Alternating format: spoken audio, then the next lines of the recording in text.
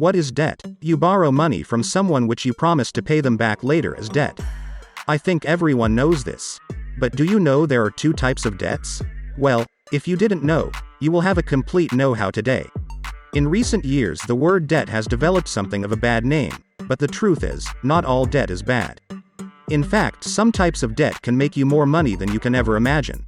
So, basically there are two types of debts. Good debt and bad debt. Let's first understand the difference between the two kinds of debts. Today we will see 7 ways rich people use debt to make money. So without any further delay, let's get started.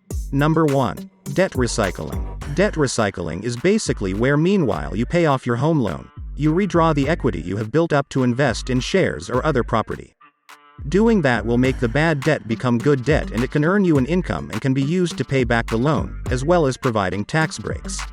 Any other income can also be fed back into your home loan to pay that loan quicker and make further interest savings and investment plans. Number 2. Invest in a geared managed share fund.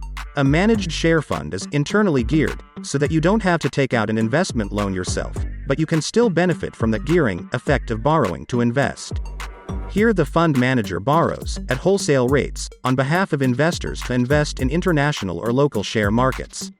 If you are already a businessman, you would know what I am saying. But if you are not into entrepreneurship yet, well, you'll learn eventually. Number 3. Margin investing. Investing on margin allows you to buy a higher dollar amount of stock than you actually can afford. For example, if you have $50,000 in your traditional brokerage account, you can leverage your investment and open a margin account. You might be wondering about what leverage is. Well, leverage is using borrowed money to increase your return on investment. Leverage can allow you to achieve returns that you thought were impossible but at a greater risk of losing your capital.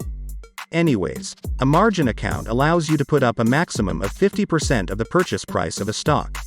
You would have $50,000 in cash and an additional $50,000 would be loaned to you from your broker. So now you have a buying power of $100,000. You can easily use this money to buy a $100,000 stock. But there's a certain risk of investing in the stock? Well, what if that stock appreciates or depreciates? Well, if the stock price appreciates, then you can pay back the loan and pocket the profit. And if it depreciates and if the equity in your account falls below a certain value, your brokerage firm can issue a margin call. If you can't meet your margin call because you don't have enough funds, your broker can liquidate your entire position in a stock, leaving you with losses. But business is all about risk and uncertainties, isn't it? Number 4. Leveraged ETFs. ETFs are exchange-traded funds. Leveraged ETFs allow investors and traders to exponentially increase their returns by going long or short on a particular index.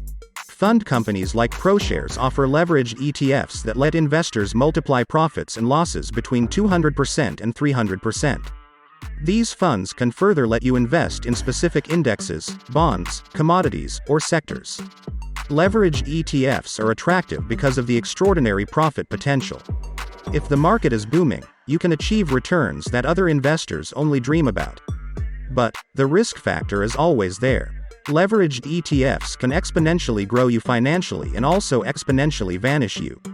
Unless you are great at trading in and out of these funds, you can lose your entire investment in a few days. Number 5. Hedge funds. Now that you know what leverage is, you should know that hedge funds are some of the biggest users of leverage. They are famous for generating abnormal returns by using leverage.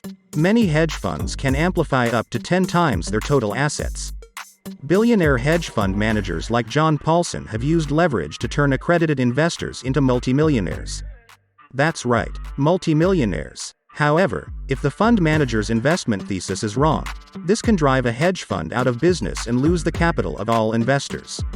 Number 6. Short selling. Have you ever watched a financial program on television and heard that it's time for you to short the market? Well, let me tell you about it. Short selling is a popular way of betting against particular security by borrowing shares from an investor and selling them in hopes that the shares decline.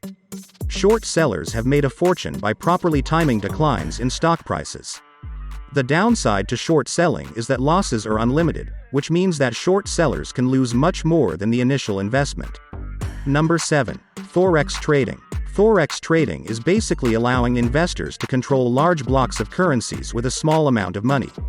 Currency investors can lever up their accounts with a ratio of 100 to 1. The pros of currency trading are that you can take a small amount of money and turn it into significant sums within no time. Heard about George Soros? He is known as the man who broke the Bank of England, netting $1 billion by betting against the pound. Call it luck or perfect analysis, but conversely, currency trading can clean out a trader's account in a matter of minutes. So 2 things. 1. You should have the guts to take a risk that big that can make you millions. Small risks earn you small. Big risks earn you big. The other thing is that you have to be really precise, and you need very experienced and qualified analysts to analyze the trends of the market in every aspect of your investment. So, consult an expert now instead of trusting me blindly, because I am just here to give you information. I am not your business advisor. Anyways, don't forget to subscribe to the channel and give this video a big thumbs up.